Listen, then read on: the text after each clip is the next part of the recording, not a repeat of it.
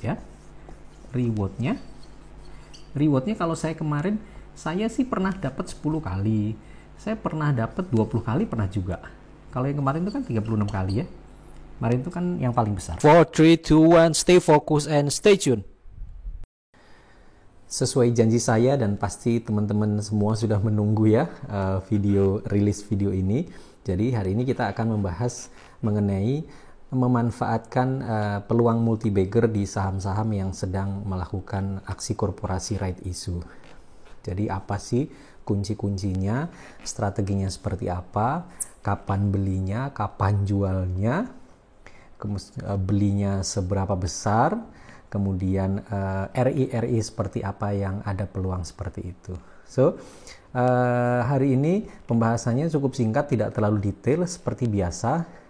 Pada video sebelumnya ya, video 1 dan 2 kemarin banyak sekali teman-teman yang bertanya di komentar maupun PM langsung chat ke saya mengenai right issue. Jadi sepertinya banyak sekali teman-teman yang tidak paham right issue, seperti Mas AS, kalau saya punya induknya misal hanya 10 lot, apakah bisa beli R-nya banyak gitu. Mas saya tidak punya induknya, apakah saya bisa beli R-nya. Jadi sepertinya banyak sekali yang belum mengerti ya. Nah, tetap dalam video ini saya tidak membahas detail masalah right issue. Nanti mungkin mudah-mudahan saya punya waktu untuk bikin serial mengenai corporate action, jadi membahas seluruh corporate action. Di situ nanti akan saya jelaskan. Jadi buat teman-teman yang masih banyak pertanyaan mengenai right issue itu seperti apa, beli jual segala macam, bisa tetap bertanya di komentar ya. Kemudian seperti biasa, mohon dukungannya supaya channel ini tetap terus berkembang. Saya juga tetap terus mampu berkarya, bisa berkarya, memberikan konten-konten terbaik. Teman-teman pastikan subscribe ya, nyalakan tombol loncengnya supaya setiap hari saya ada video, teman-teman bisa menikmati dengan cepat, dengan update. So, kita langsung lanjut saja pembahasannya. So, jadi ada 6 hal yang perlu teman-teman perhatikan dalam menganalisa right issue ini. Apakah ada peluang multi-bagger, apakah menarik atau tidak ya, ada 6 hal. So, sekarang kita langsung ke whiteboard. Hal pertama yang perlu diperhatikan adalah masalah risk and reward. Kenapa risk and reward? Jadi, hal penting yang perlu teman-teman perhatikan adalah kali ini ya, terkait dengan right issue ini, memanfaatkan right issue ini bukan investasi. Sekali lagi, ini bukan proses investasi. Ini adalah trading ya. Jadi ini hanya trading. Kalau trading, yang perlu diperhatikan teman-teman dalam trading itu harus adanya risk and reward. Ini perlu teman-teman ukur di awal ya, baik mau trading saham. Yang kali ini kita lakukan nih trading R-nya ya, trading right-nya, bukan trading sahamnya. Sama juga risk reward-nya perlu kita hitung. Karena waktu tradingnya pun nggak lama, karena R itu paling lama hanya ditradingkan seminggu. Ya, seperti video kita yang pertama. Kalau yang belum nonton, bisa ditonton dulu video yang pertama kali kita rilis ya, mengenai pemanfaatan RI ini. Risk and reward-nya bagaimana? So, kita lihat. Yang kita beli adalah R, bukan saham. Kita lanjutkan contoh kemarin ya. Jika sahamnya itu JPFA, maka yang kita beli bukan JPFA-nya, tapi JPFA R-nya.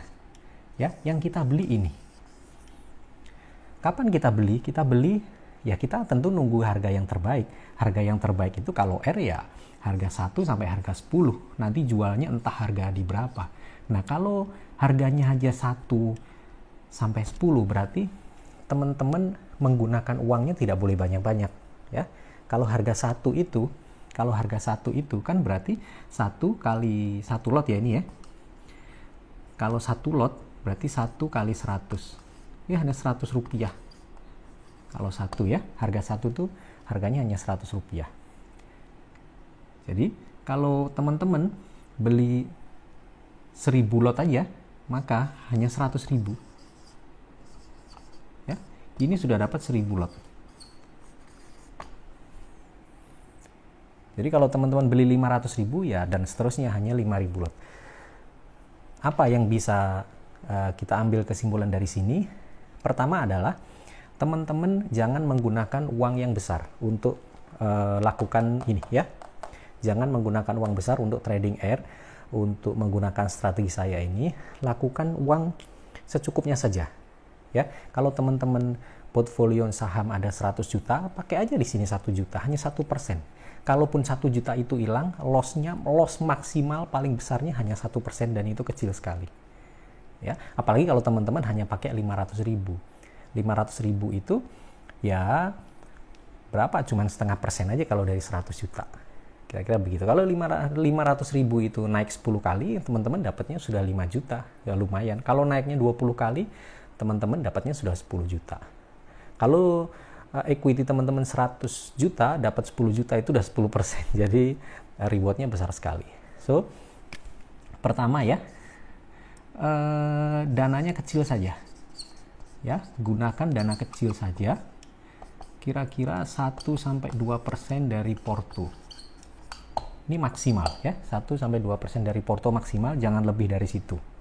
Karena selain memang ini sudah sangat cukup, ini juga untuk menjaga risk and rewardnya teman-teman. Oke, itu ya.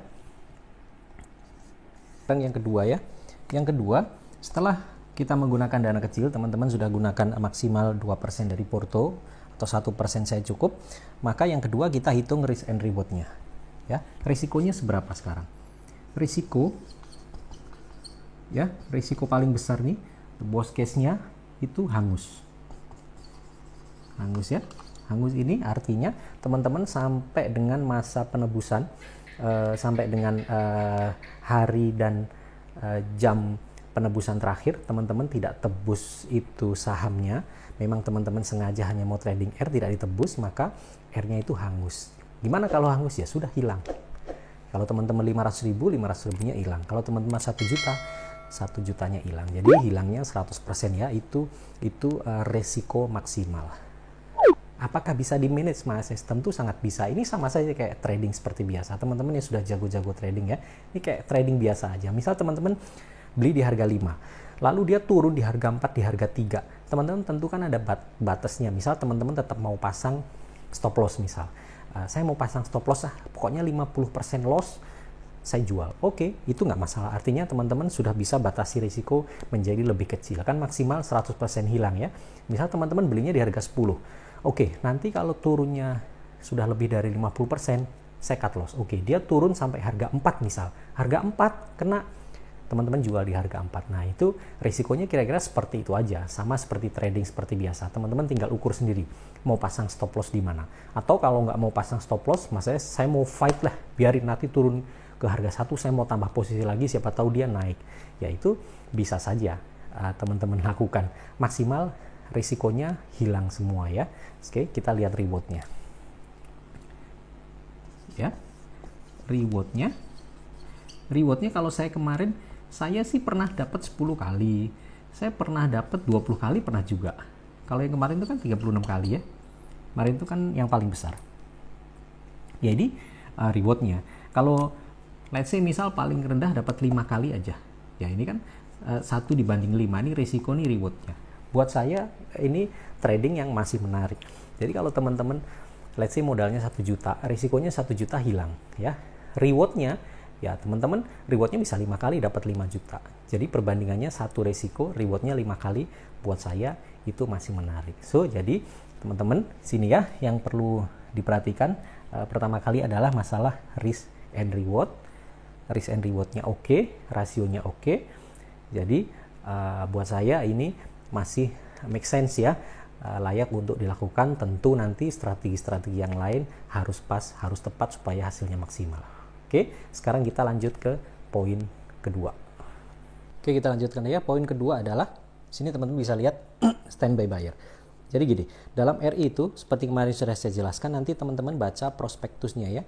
Filenya PDF, bisa didapat di mana-mana, di websitenya IDX ada. Kalau teman-teman gabung grup saham tentu pasti sudah tahu nanti prospektusnya nyebar. Di prospektus itu akan dinyatakan apakah right issue itu ada pembeli siaga. Pembeli siaga itu kira-kira ada pihak, entah perseorangan, entah pemegang saham pengendali, entah fund manager di luar pemegang saham pengendali, pokoknya orang atau pihak yang akan membeli saham itu. Ya, akan membeli saham itu sebagian maupun keseluruhan sesuai dengan kondisi saat RI. Misal RI-nya nggak laku, nggak ada yang mau nebus. Nah, dia yang akan makan saham-saham ini. Nah, ini pengalaman saya ya, ini pengalaman saya lagi-lagi, bukan masalah benar atau salah, apakah ini pasti seperti itu, enggak.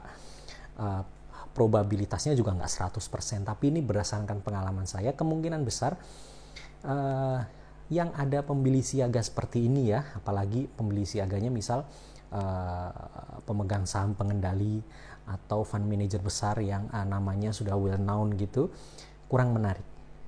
So, sini nomor 2 ya. Sebaiknya dalam prospektus cari yang RI-nya nggak ada pembeli siaga. Ya, cari yang RI-nya nggak ada pembeli siaga. Nah, kalau right issue yang nggak ada pembeli siaga ini artinya apa? Artinya emiten memang membutuhkan dana RI itu. Artinya emiten memang membutuhkan masyarakat, menginginkan masyarakat, mengharapkan masyarakat, dalam hal ini investor, bisa retail, bisa institusi, untuk nembus semua saham right issue. Jadi nanti right issue-nya berhasil, hajatannya berhasil, emitennya mendapatkan dana sesuai dengan jumlah right issue, jumlah target right issue. Jadi menurut pengalaman saya, kalau nggak ada pembeli siaga itu menarik banget. Menariknya gimana? Ya menariknya biasanya harga R-nya nanti akan naik. Nanti kita lihat simulasinya di belakang. Pokoknya aturan kedua adalah cari yang jangan ada pembeli siaga. Oke ya, itu pengalaman saya. Sekarang yang ketiga berarti. Yang ketiga, fundamental matter. Apakah fundamental itu berpengaruh? Pengalaman saya, lagi-lagi, kalau untuk hajatan seperti ini, teman-teman jangan terkekang oleh fundamental. Saya kan fundamentalis ya, saya menganalisa apapun yang saya beli itu dari sisi fundamental dulu. Saya nggak lihat teknikal dulu. Kalau fundamentalnya bagus segala macam, saya baru lihat chart. Jadi saya benar-benar fundamentalis sejati lah. Saya harus, company harus bagus. Tapi khusus yang ini, khusus yang model strategi seperti ini, jangan terlalu terkekang. Maksud saya begini, ini nanti kan ada 6 poin ya, 6 poin plus ada strategi segala macam lah. Yang lain-lain itu masuk. Fundamentalnya jelek banget nih perusahaan. Teman-teman jangan kaku, jangan wah fundamentalnya jelek nih, enggak. Justru model RI begini fundamental tidak terlalu berpengaruh. RI ini yang kita analisa adalah nih ya, yang kita analisa seberapa besar eagernya emiten ini nyari duit. Fundamental bagus atau enggak itu enggak mempengaruhi dia pengen nyari duitnya seperti apa.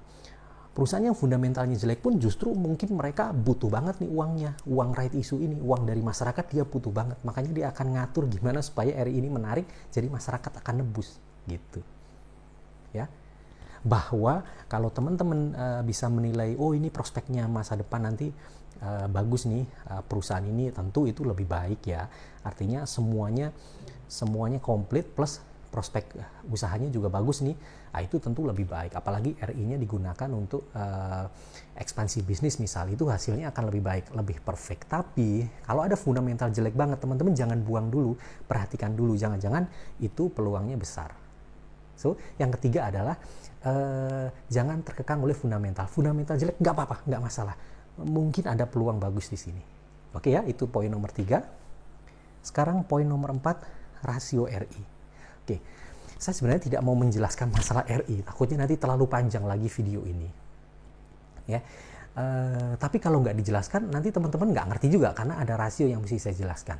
Ya, jadi gini, teman-teman, RI itu lagi-lagi nanti dalam prospektus itu disebutkan secara detail ya. Dalam RI itu ada namanya rasio RI. Rasio itu apa sih? Rasio itu kan perbandingan ya, perbandingan. Jadi rasio RI itu perbandingan RI. Maksudnya perbandingan saham lama dan saham baru. Kan sebelum RI itu perusahaan kan sudah punya saham lama yang beredar di publik. Oke, saya pakai ilustrasi aja biar jelas. Ini berarti ini jangan yang ini ya. Terus ini juga fundamental, jangan terlalu terkekang. Oke, ini udah poin 2 dan 3. Sekarang kita masuk poin 4. Jadi ini sebelum RI. Ini setelah RI. Gitu ya. Oke, teman-teman perhatikan ya, jangan di skip videonya, nanti teman-teman nggak ngerti. Tulisan saya sengaja jelek-jelek biar teman-teman fokus lihatnya. Kalau teman-teman nggak fokus, nggak akan bisa. Oke? Sebelum RI itu saham beredar di publiknya udah ada. Oke, ini misal matriksnya di sini, ini namanya saham beredar. Misal sebelum RI saham beredarnya 5 miliar lembar. Itu ya, sebelum RI 5 miliar lembar. Kemudian setelah RI itu berapa? Misal setelah RI saham yang beredar 6 miliar lembar. Artinya ada penambahan berapa? Berarti ada penambahan 1 ya. Ada penambahan 1 miliar. Nah, penambahan ini nih berarti ini RI nih. Ini tambahan saham RI. Jadi sebelum RI dia sudah 5 miliar. Ada tambahan 1 miliar, setelah RI ada 6 miliar. Nah, rasionya itu ini. Jadi 5 dibanding 1. Ini rasionya. Kalau rasio RI yang sebelum RI itu ditaruh di depan, lalu saham RI-nya taruh di belakang. Jadi berarti 5 banding 1. Bacanya bukan 5 dibagi 1, bukan. Cara bacanya begini kalau di RI itu. Setiap 5 saham lama mendapatkan 1 saham baru, atau setiap 5 lembar saham lama akan keluar 1 saham baru, gitu ya. Nah, ini kemana? Ini nanti ke, lagi-lagi teman-teman saksikan video yang kemarin saya jelaskan. Kan sebelum RI itu, ini saham 5 miliar lembar ini kan sudah dipegang ya masing-masing pemegang saham.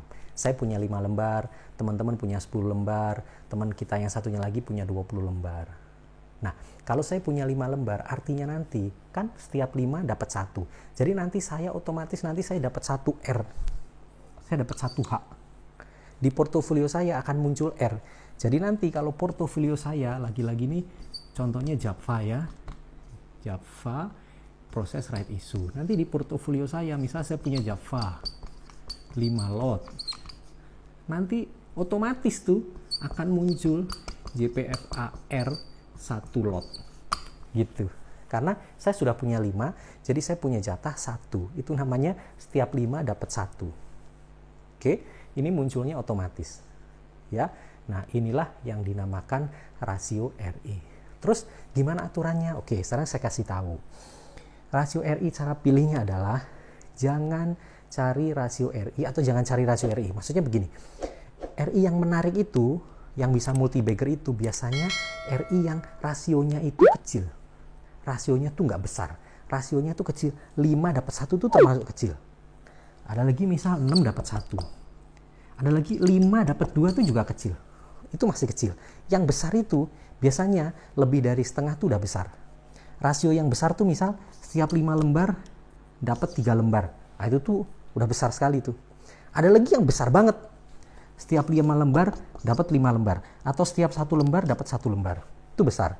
Atau setiap 3 lembar dapat 2 lembar, itu besar. Yang besar begini biasanya kurang menarik. Itu pengalaman saya dari 2015 mengamati RI. Pokoknya amati aja. Kalau rasionya kecil, setiap 5 lembar dapat 1 lembar, atau setiap 7 lembar dapat 1 lembar. Nah, itu menarik sekali. Oke, teman-teman, gini ya. 2, 3, 4. Masih ada sisa 2. Saya percepat. Sekali lagi teman-teman yang tidak mengerti, bingung, pastikan bertanya di komentar, nanti akan saya jelaskan. Oke, tipe nomor 5 ya. Poin nomor 5 adalah mengenai fraksi harga. Ya, kita ke whiteboard. Fraksi harga. Fraksi harga itu gimana? Nah, jadi teman-teman, yang RI, teman-teman kan kemarin ada RI BBKP ya, yang sudah lewat BBKP. Ada teman-teman tanya ke saya, apakah menarik? Saya bilang nggak menarik karena fraksi harganya. Cuman yang tanya jadi bingung, Pak, fraksi harga itu apa? So, jadi asumsi saya adalah penontonnya channel ini memang sebagian besar juga pemula, masih banyak ya. Jadi fraksi harga saja mereka bingung. So, saya sekali lagi teman-teman, saya nggak menjelaskan fraksi harga. Teman-teman bisa tanya saja di channel, di komentar. Tapi fraksi harga itu ketentuannya adalah teman-teman cari yang RI itu fraksi harganya ribuan. Jadi harganya itu sudah di atas 1000 lah. Kira-kira begitu. Nah, kalau harga sahamnya itu masih cuma 100 atau 200 itu RI-nya nggak menarik. ya. Nggak menarik untuk strategi ini. Saya ada strategi kedua, tapi itu nanti ya. Ini strategi pertama yang saya gain 36 kali itu dari sini. Jadi itu tidak menarik. Kalau harganya itu cuma 100, 200, 300, nggak menarik. Tapi kalau ada saham yang RI, harganya tuh 1200, 1500, 2100, nah tuh peluangnya gede banget gitu ya. Jadi aturannya cari fraksi harganya yang kalau bisa dia di atas 1000. Oke, penjelasannya gimana? Penjelasannya seperti ini.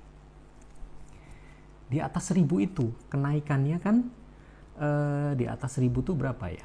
20 ya? Ya kan? Sorry. 10 ya.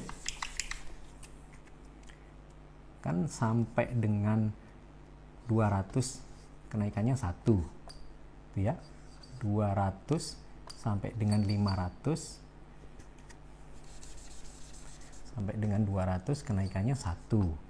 200 sampai dengan 500 kenaikannya 2. Nah, terus ini kan 500 sampai dengan 1000 sampai dengan 2000 gitu ya. Kenaikannya 5. Jadi dia kenaikannya 5. Terus nanti 2000 sampai dengan 5000 ini kenaikannya 10. Nah, ini ya, teman-teman perhatikan di sini. Yang menarik itu di atas 1000. Apalagi di atas 2000 tuh lebih menarik sekali, ya. Ini ilustrasinya begini. Teman-teman dapat R, lagi-lagi misal Java, dapat harga 4. Teman-teman dapat harga 4. Set, dah. Ya, teman-teman dapat harga 4. Set. Oke. Teman-teman beli di sini 1 juta. Oke, kita lihat. Besok market kita lihat. Ternyata Java kan harganya 1100-an ya, let's say 1200 lah, misal gampangannya. Kan gitu. Jadi, pada saat market kebesokan harinya, besok harinya Java naik nih, harga saham Java naik. Naiknya tinggi. Entah ada apa naiknya tinggi. Naiknya 10%. Ya. Indonya 10% itu berarti berapa? 120 kan? Terus 120 itu 1320 ya. Ada plus 120. Teman-teman lihat, kalau induknya naik 120, ini naiknya 120 juga nih. Pasti ya. Karena ya penjelasan video yang kemarin itu ya, teman-teman lihat lagi karena ada selisih yang menjadi premium dari kemarin itu semacam platinum card gitu kan saya jelaskan. Ini bayangkan nih, ini dari 4 harganya langsung naik menjadi 124. Nah, ini hitung nih berapa kali nih. Dari 4 ke 124. 1 juta udah jadi berapa rupiah itu. Jadi begitu. Jadi aturannya carilah RI yang fraksi harganya ribuan. Ya, itu aturan nomor 5. Sekarang aturan terakhir. Oke, sorry ada suara cicak ya. Karena ini kantor saya. Ini Padepokan Demokrasi Saham sekaligus kantor dari Andara Investment Club. Rumah ini kosong, jadi memang buat kantor. Kalau malam hari begini kosong. Oke, poin ke-6. Sekarang poin ke-6. Harga market versus harga tebus. Ya, harga market tuh harga Javanya ini. Ya, harga Java. Harga tebus nih harga RI. Kalau kita punya R, mau kita jadikan saham, berapa kita harus setor tuh namanya harga tebus. Ini adanya di prospektus. Aturannya adalah yang menarik itu yang harga market dengan harga tebusnya nggak jauh pada saat eksekusi. Biasanya begitu. Ya. Pertama itu, yang kedua, harga market di atas harga tebus saat hari pertama. Ya.